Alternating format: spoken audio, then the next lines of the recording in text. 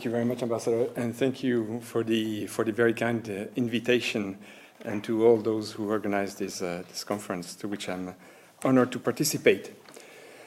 The Belgian presidency has started 20 days ago, and for those who have been preparing it for almost 2 years, it came, I would say, as a sort of relief, because never before had a Belgian presidency been prepared so much in advance, and never before had it been prepared with so many uncertainties. First of all, a word about the context, and to begin with the situation in Belgium. We knew from the start, when we started preparing the presidency in March 2008, we knew how fragile the coalition government was. And for those who do not necessarily follow Belgian politics on a daily basis, I would recall that the government, which was set up in March 2008, after 9 months of negotiation, was composed of 5 different parties, not to mention another Belgian aspect, the fact that 3 regions and 3 communities were also had also their governments and had to be at a stage sooner rather than later involved in the preparation of the presidency. And during these preparations, we faced quite a few hiccups. Our Prime Minister resigned in November 2008. That was a collateral damage of the so-called Fortisgate. Then we had to face the departure of our Foreign Minister, who used to be Karel de Gucht, who became Commissioner.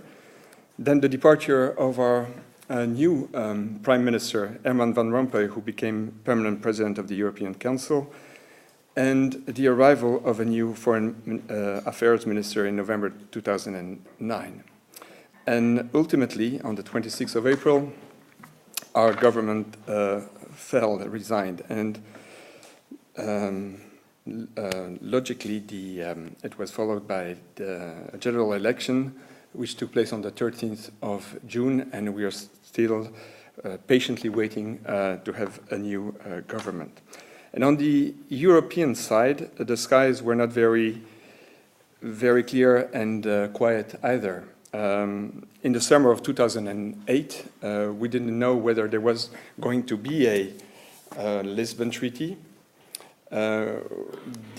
Remember also the appalling results of the European Parliament elections, the very low level of participation, and the fact that these elections coincided with a protracted transition period, which lasted until approximately when the new commission was designated, that is in February 2010. And during this transition period, the legislative activities of the EU practically came to a standstill.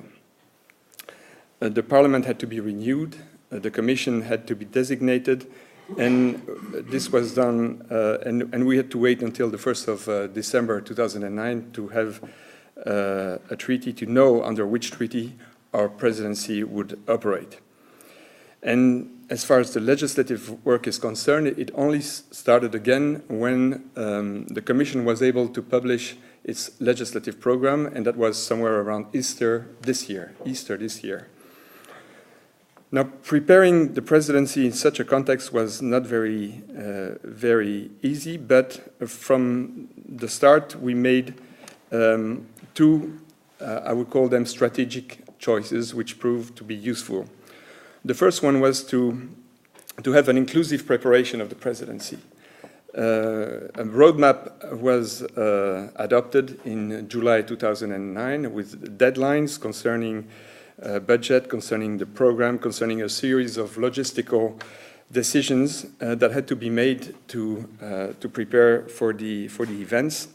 And from the very start, all ministers of the federal government, but also of the regions and the community, were involved. And we even went further with by associating from the very start the civil society. So the civil society is particularly rich in our country, And they were given the possibility to send their views about what the presidency should do. They were briefed by academics, but also by people coming from the Commission, from the European institutions. And finally, they were able to participate in contradictory debate with the ministers who are now chairing the different formation of the council. And all this happened before the presidency started. This was our first strategic choice. The second strategic choice we made was to anticipate the entry into force of the Lisbon Treaty, and more precisely to use a concept which had been used, but to use it in a different way, namely the trio presidency. This was not only a Belgian idea, it was an idea which was shared by our Spanish colleagues and our Hungarian colleagues. And when the three state secretaries met for the first time on a lunch in May 2008, it was obvious all the three countries had their own reasons to bring this trio together and to push it forward as much as they could.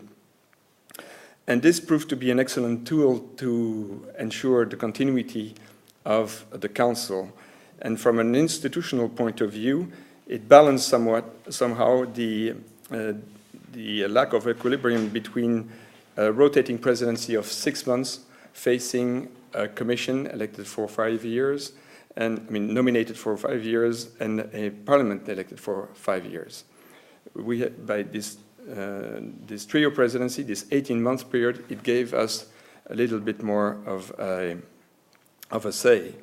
And from a Belgian perspective, it made us, the great advantage of the trio is that it, from the start, made us think out of the Belgian box. We had to confront from the start, 1 year before our presidency, our ideas, our priorities with the ones presented by the Hungarians and the Spaniards, and in drafting that program helped us a lot when it came to our own presidency. This is about the context. Now, I would like to answer a question you did not ask yet, but that might come up, and which is, what is the relevance of a rotating presidency? And I would like to deal with an assumption that regularly appears in the press, but not necessarily always in the press, even in the European Parliament, about the Belgian presidency of the Council of the European Union. You have two sorts of questions. The first question is usually sounds a little bit like this: how can a country divided, as Belgium is, by a linguistic ethnic conflict with a caretaker government, take the lead of the European Council? And then comes the next question: with this situation, will this situation make the rotating presidency even more irrelevant now that the Lisbon Treaty has entered into force? Now, to answer this question, let me explain in 3 points what our understanding is of the presidency of the Council, especially of this 12th edition of the Belgian presidency of the European Council. First of all, it's not the first time that a country which is exercising the presidency is facing election. And as I explained earlier, the Belgian presidency has been prepared for a very long time and has prepared in very close cooperation with other member states, but also with other EU institutions. This edition of the Belgian presidency is also supported by a very large consensus in Belgium, where the European conviction is still very, very strong. And finally, the involvement of a large number of women and men with profound knowledge and experience of previous presidency makes it possible for a new team of ministers, if that were to be the case, to take over the tasks of their predecessor somewhere in the middle of our presidency. The second point I would like to make is that the presidency, Belgium considers that the presidency of the Council of the European Union is a service. It is a service rendered by a member country to an institution, the Council of Ministers, for a limited period of 6 months. And under the Lisbon Treaty, the presidency will be still chairing, I like to recall that because people tend to forget, 9 out of 10 council formations, though the great majority will be chaired by the rotating presidency. And the most visible task of a presidency is pursuing the legislative work which it inherits from previous presidency and gets started on new initiatives on the basis of new proposals put forward by the Commission. And quite a lot of legislative action will start under the Belgian presidency, since we will have to deal with a backlog which has accumulated because of this transition period I was talking to you about earlier. My third point is, we may be Belgians, but we still are ambitious. And under the Lisbon Treaty, the Belgian presidency will not only be chairing technical formations of the Council, it will also explore the innovations of the new treaty to improve the effectiveness of the EU decision-making process. This is what Lisbon is about. And in implementing this Lisbon Treaty, the Belgian presidency will set precedents. And in doing so, we will remain true to our traditional principle and defend the famous community method. Let me say something maybe now about our project for Europe for the next 6 months. We have called our project Putting Europe Back into Action. And what exactly do we mean by that? Well, first of all, the Belgian presidency will be the first EU presidency which will be able to start in the new institutional context. The introspection, let's call it introspection phase, which began approximately around the Laeken Declaration 9 years ago, has finally ended on the 1st of December last year, and the time has come for some action under a new treaty with renewed institutions and with new institutions too. Making this new system work may sound easy. I can assure you it is not. New institutions with new powers means also more political struggle. And the risk for the rotating presidency is to get caught in the middle of that struggle. To express it in geometrical terms, I would say that the presidency is in the middle of a magic square. At the corner of this square, you would find respectively the President of the Commission, the President of the European Parliament, the Permanent President of the European Council, and the High Representative for External Policy. Our vision on the governance of the EU is well known. It has been published even quite a few months ago. I believe it was in October 2009 when we published a memorandum, a Benelux memorandum on the matter. And we already underlined in that memorandum how important collective governance was for the future of the European Union. Collective governance meaning not only defending the interest of the institution, the Council, but also connect with all these institutions of the magic square. And this is why we have thoroughly consulted with every institutions and with every member state. We even do that now. As I was telling the ambassador, we meet Mrs. Ashton, her cabinet on a weekly basis. We meet Mr. Van Rompuy practically every 2 weeks. We are constantly meeting with the Secretary General, Mrs. Day, of the Commission. And this gives us, the feedback we have from that enables us to make sure that we are on track and that we are setting ourselves realistic goals. And we do hope that this practice of regular contacts, formal and informal, will be taken over by the next rotating presidency, because we really think this is a key to the success of the rotating presidency. I would like now to say a word about the European Parliament. And I'm doing this because in 20 days' time, I've noticed already many things, and I would like to share these ideas with you. The raft of new powers which have been provided to the European Parliament is probably probably the most important innovation in the Lisbon Treaty. It wasn't immediately seen, at least not by the Council, but it is quite remarkable. And the Belgian presidency has therefore invested a lot of time and energy in these relations well before our presidency. For instance, our State Secretary for European Affairs has been attending every plenary session of the European Parliament since November last year. And as I said, in the first 20 days of our presidency, we met with the 7 political groups of the European Parliament. We also met with the Conference of the President.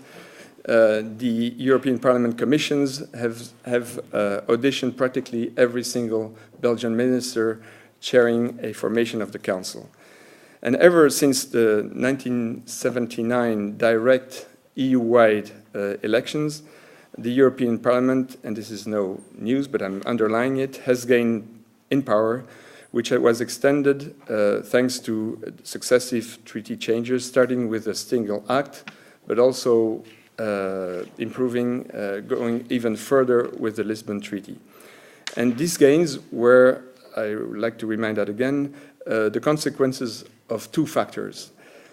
Firstly, the readiness of member states when amending the treaties to agree to extend the Parliament's formal powers.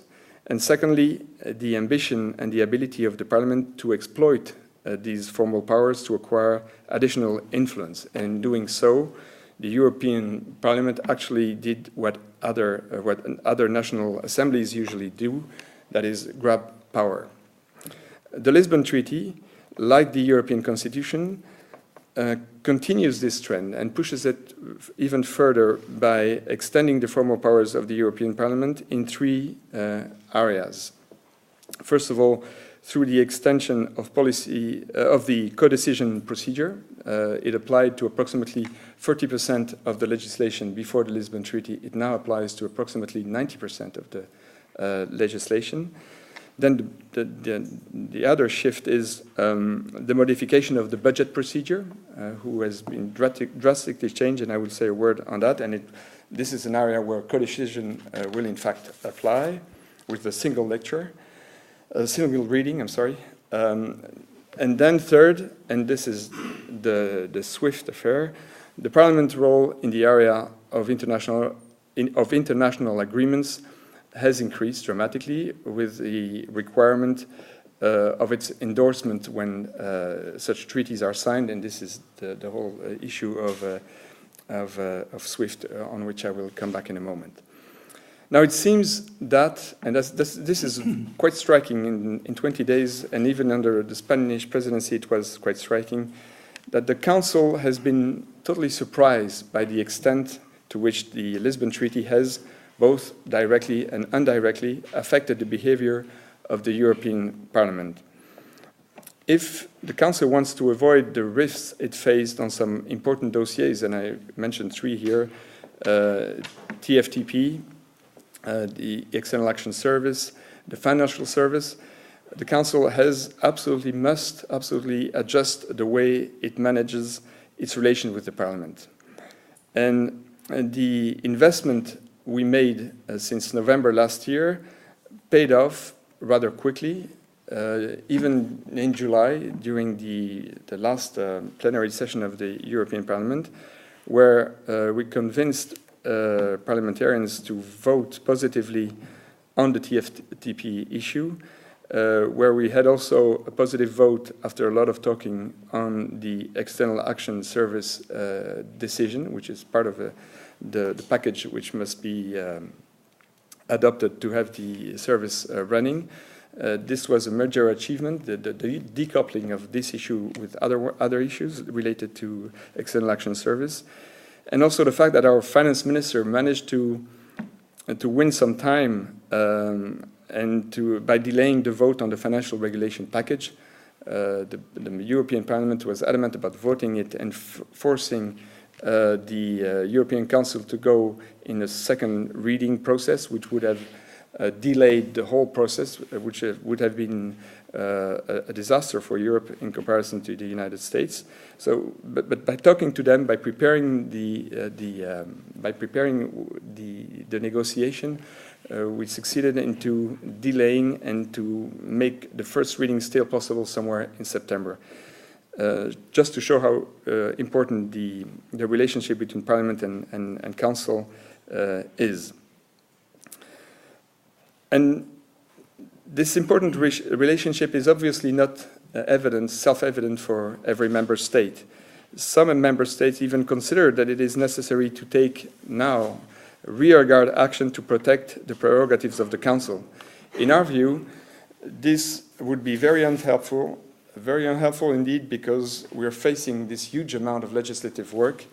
Not only the Belgian presidency, but the presidency that will follow will be facing such work. And if we're in a conflicting relationship with the European Parliament, we are lost and we will lose a lot of time and efficiency. Now, let me maybe tackle a subject which you have already heard about, namely the priorities of the Belgian presidency. Now, these priorities were presented officially by our Prime Minister in Strasbourg on the 7th of July. I know that Ambassador de Vries has presented them to the Irish Parliament, I believe. So, in order to avoid the impression of a déjà vu all over again, as they say in America, here too, well, I would, if you don't mind, propose to concentrate on 10 items. I picked these items because these are items on which we intend to reach deliverables. It's not only us, but it's the Council and with all the help we can get from other member states and from other institutions. And let me start by an item which is, of course, extremely important for Europe and for all its member states, for Ireland and for Belgium in particular, the financial crisis. Three aspects. First aspect, the short-term issues. We will spare no efforts in passing the legislation regarding the reform of the EU financial regulation and supervision system. And as I told you just now, negotiations with the Parliament are quite tough on the matter.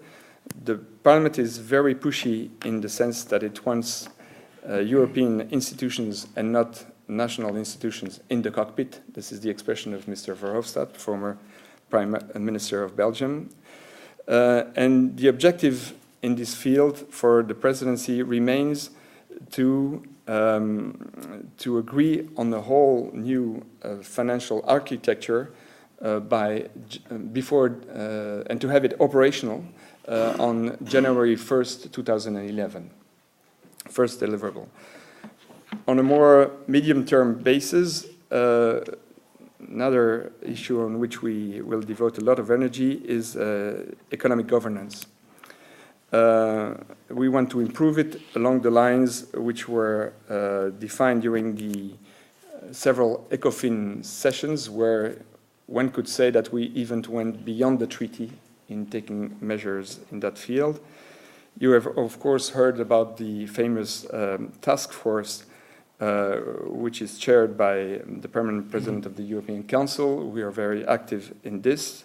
Once again, it's not only Belgium, it's the whole set, but we're pushing very, very hard. 3 meetings of this task force have already taken place. Very strong recommendations have been made, and the final report of this task force is expected for the European Council, which will be taking place in October, and we expect to have, if possible, by consensus, a result by then. And thirdly, of course, there is an external dimension to the financial crisis, and this has something to do with the clout the EU must obtain within international organization of institutions such as the G20 and the IMF, at least at the ministerial level. We will try to improve that as well. A second subject on which we expect to reach some deliverable, this is securing economic growth. We are very thankful to the Spaniards for the work they have undertaken and the fact that the June Council was able to agree on the framework and the roadmap of the so-called EU 2020 strategy. In a longer term, we will have to implement this strategy, and implementing this strategy means to activate the several flagship initiatives which are foreseen, and especially focusing on two of them, which will be dealt with at the European Council in December, one being the flagship on innovation, research and development, and the other one the flagship dealing with industrial policy. Now, securing growth means also improving the way the internal market works. I believe you have read the extremely interesting Monti report. And on the basis of that report, we will be tackling some bottlenecks, including the famous or infamous European patent regulation, on which we expect to have a result, meaning by that a result on the linguistic regime, because we will not be able in 6 months to have everything sorted out. It's a complex matter. It will certainly last something like 3 presidencies, 3 times 6 months to have it sorted out totally. But we would like to solve the language regime problem by the end of our presidency, on the basis of a proposal which was put forward by Commissioner Barnier recently. I think it was on the 30th of June. Third area where we intend to reach deliverables, improve the EU action in social affairs. You may or may not know, but there was already an informal session of the so-called EBSCO formation of the Council, the formation dealing with social affairs. And social affairs is traditionally a very important area for Belgium. And following up the work which was done under the Spanish presidency, we will try to approve, and this is a very concrete deliverable, what they call the integrated guidelines concerning employment. They have been approved by the European Council in June, but they have to be formally approved by the Council of Ministers and also with the advice of Parliament. And this is precisely an area where there's a lot of discontent or a lot of bad blood in the European Parliament, because they were precisely not consulted in time over this important matter, and it's going to need to take a lot of talking to put them in a sort of a positive mood on the matter. We will also deal with a controversial issue, which is which are the services of general interest. We've been talking a lot with the Commission. Mr. Barroso had made many promises. It looks like he doesn't sure of what he really intends to do. There's a lot of discrepancy, but it's a difficult subject. It's a difficult subject because you can hardly tackle it from a horizontal point of view. Every country has its own regime as far as services of general interest are concerned, but we will hold an important forum on the matter and try from there on to see if we can do something more in the form of more than conclusions, but start with some thinking about legislation on the matter.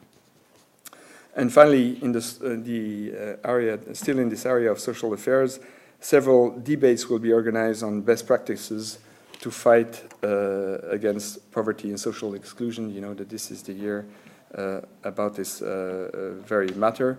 Let me underline the fact that the President of the European Council, Herman Van Rompuy, was present at this informal session, and he made an important speech about how much employment is right in the middle of the strategy for growth. So we at least we have him on our side on this difficult issue. Fourth subject, climate and environment. The role of the Belgian presidency will be a coordinating role for the preparation of two important conferences. The summit which will take place, I hesitate to call it the summit because I don't know if heads of states will be invited, but the conference which will take place in Cancun on climate change, and the International Conference on Biodiversity in Nagoya. Now, on this subject, the presidency feels that the Union should much more actively look at the leverage it has concerning other major players and the possibility of convincing these major players to be on board the ambitious European program to protect Mother Earth. The point here I'm making is our lecture about what happened in Copenhagen is that there was a problem in the way the message was carried. Europe did not speak with one voice, and this has seriously to be dealt with. There are some sentences in the Lisbon Treaty, namely in Article 17, paragraph 1, if I'm not mistaken, which are very clear. And we have to think about how the EU can express itself physically. This means not only with one voice, but also with one mouth in international conferences. And believe me, the issue here is not easy. It's a convincing job, but we are taking it very seriously. Fifth issue, the budget. Now, this is an area where the presidency will together, and the council, together with the parliament, have to try and set the right precedent. It's the first time the new procedure will be used, the new procedure as foreseen in the Lisbon Treaty. And already setting the right precedents, having this fruitful negotiation with the parliament would be already ideal. The problem is there are many strings attached to that issue about the 2011 budget, because people are saying to me sometimes, this is not a serious issue for a presidency. Every presidency in the second semester has to adopt a budget. It's routine. Yes, but first of all, you have this new procedure. And then, of course, you have to deal with the whole debate about the future budget of the EU. The Commission has told us that it will come up with the very long-awaited paper, which was supposed to be produced in 2008, about the budget review. This proposal will come somewhere in September or even October. Our objective is to start, on the basis of that paper, a general discussion on principles, not too many figures, not money-back Pavlovian reflex, but a real debate about how the future financial perspective of the Union should be, and reaching conclusions. But talking to the European Parliament, we feel, especially with the President of the Budget Commission, Mr. Lamassoure, we feel that the European Parliament is very tempted to link its agreement to the 2011 budget to not only conclusions on the future financial perspective, but also on the financing the EU 2020 strategy. The point they're making is the Lisbon strategy was not operative, was put us nowhere because it was not financed properly. And they want the Council to take the matter into consideration. This, of course, if you take all this together, we have here a potential cluster bomb, which will be very delicate to deactivate. Sixth point, justice and home affairs. I will not devote too much attention to that point, except for the fact that with the new procedure, which are foreseen in the Lisbon Treaty, there's an enormous amount of legislative work which will start with the Belgian presidency. In fact, which started under a Spanish presidency, which will continue under Belgian presidency. There's just three areas where we expect to reach some deliverables. First one is asylum, where our objective is to progress on the harmonization of asylum procedures.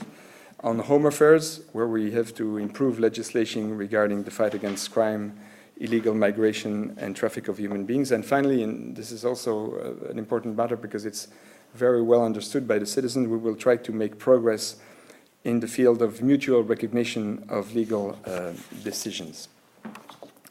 Seventh point, the European Action Service.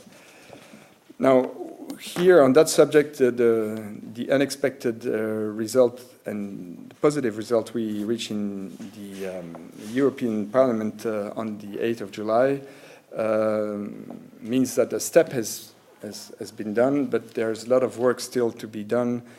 We have to adopt the financial regulation, the modification of the status of the European civil servants. Then there's all sorts of other budgetary matters. And most of these decisions and regulations have to be adopted under co-decision procedure. So timing is of the essence here. What will the European citizens think if on the 1st December of this year, 1 year after the adoption of the Lisbon Treaty, there's no European Action Service? Of course, it's in some way a very bureaucratic matter, but it's also a very political matter. If Mrs. Ashton doesn't have the soldier she needs to operate, the whole foreign policy of the Union is not credible anymore. So we will be pushing this issue forward, and in the meantime, the Belgian diplomacy will serve under the instructions of Mrs. Ashton. This has already been arranged with the idea of phasing out between October and December last year, and to have at least the beginning of an external action service up and running by the end of this year.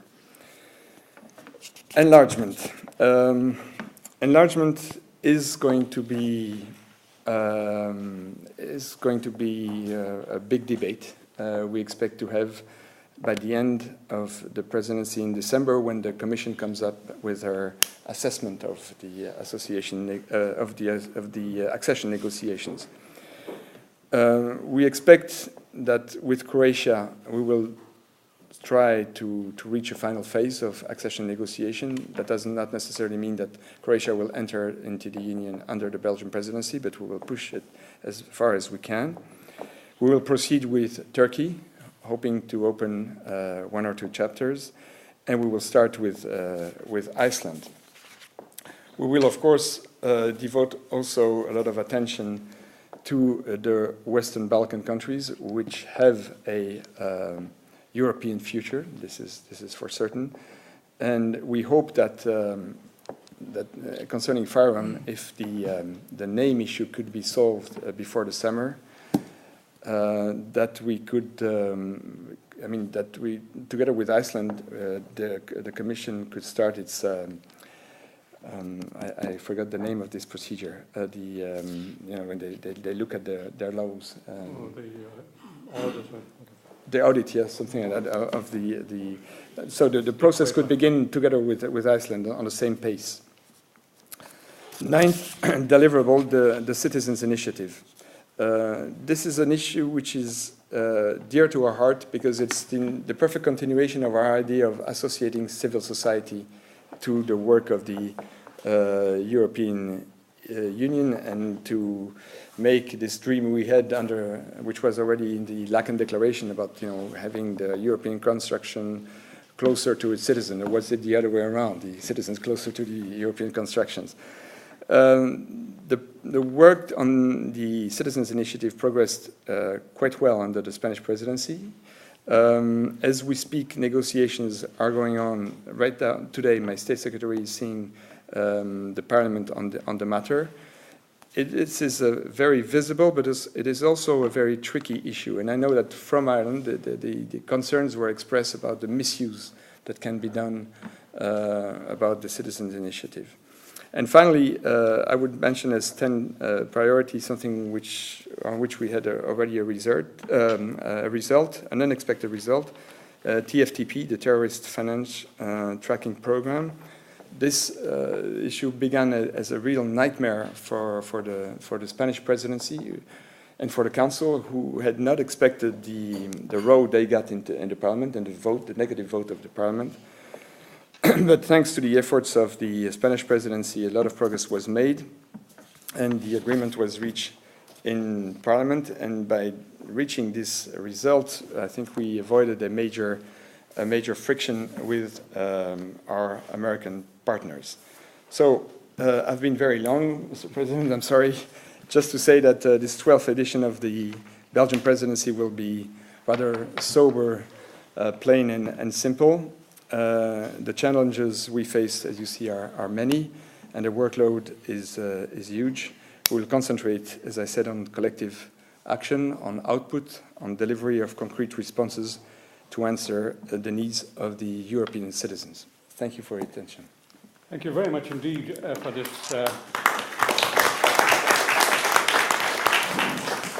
very, very comprehensive